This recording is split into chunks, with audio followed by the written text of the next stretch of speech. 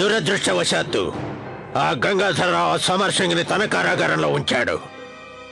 ఆ విషయంలో నువ్వు ఏమీ చేయలేవు. మనం అతనికి పాలనాధికారాలని ఇదివరకే ఇచ్చాం.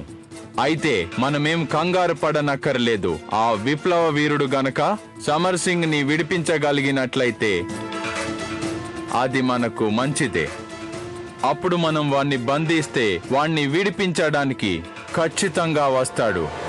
అయితే వాణ్ణి మన జైలు నుంచి విడిపించినప్పుడే మనం సాక్ష్యాలతో వాణ్ణి పట్టుకోగలం.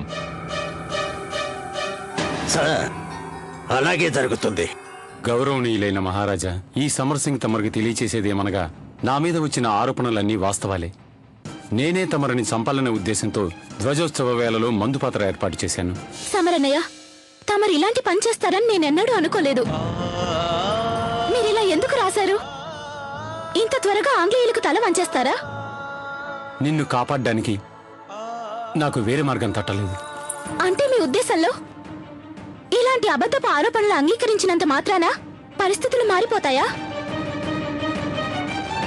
ఎలాంటి మార్పు రాదు. దీనివల్ల జరిగేది నేను మా అన్నయ్యని కోల్పోవడం ఒక్కటి మాత్రమే. నష్టమే ఉంది. అప్పుడైనా నా కారణంగా మా చెల్లెలి దాంపత్య జీవితానికి హాని కలగలేదన్న శాంతి నాకు లభిస్తుంది కదా, అది చాలు. నేను అటు నా భర్తకు గాని ఇటు నా అన్నకు గాని ఎలాంటి హాని జరగనివ్వను. అందుకు అవసరమైతే నా ప్రాణాలైనా ఇస్తాను. అలా మాట్లాడుకో సమరన్నయ్య, నీకు నీ చెల్లెలి మీద నమ్మకం ఉందా? దేవుడి కంటే ఎక్కువ. అయితే నీ చెల్లెలి మీద నమ్మకం అలాగే ఉండని. మహారాజా, ఏమైంది? ఘోరం జరిగిపోయింది. అక్కడ మన జైల్లో ఏమైంది?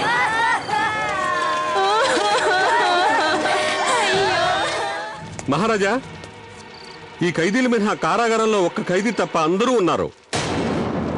లేనివాడు ఎవడు? సమర్ సింగ్ మహారాజా. మనం అతన్ని బంధించి ఉంచిన చోట ఈ లేఖ దొరికింది.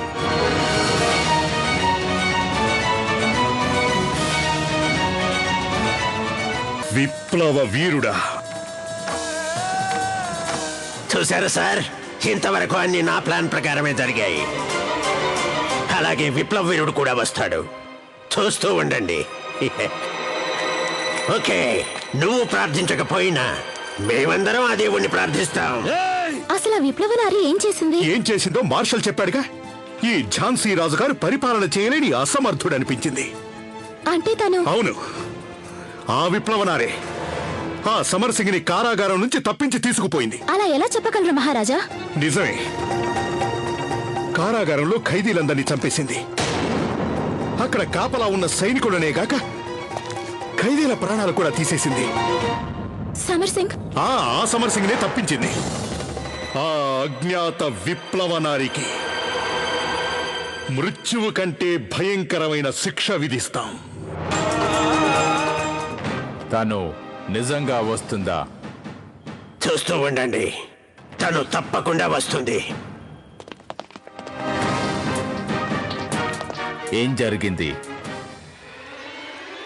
నథింగ్.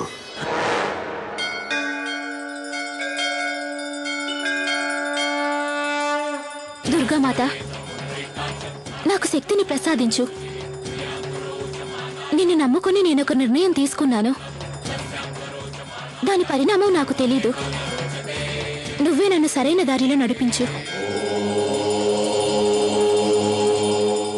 తమరి ఆదేశం ప్రకారం ఈ విప్లవ నారి తమ ముందుకు రావడానికి సిద్ధంగా ఉంది. కానీ నేను మిమ్మల్ని చేతులు జోడించి వేడుకుంటున్నాను. నేను వచ్చిన తరుణంలో ఆ మార్షల్ కూడా సభలో ఉండేలా చూడండి. తమరి శ్రేయోభిలాషి విప్లవనారి. విప్లవనారి రాణి చూద్దాం.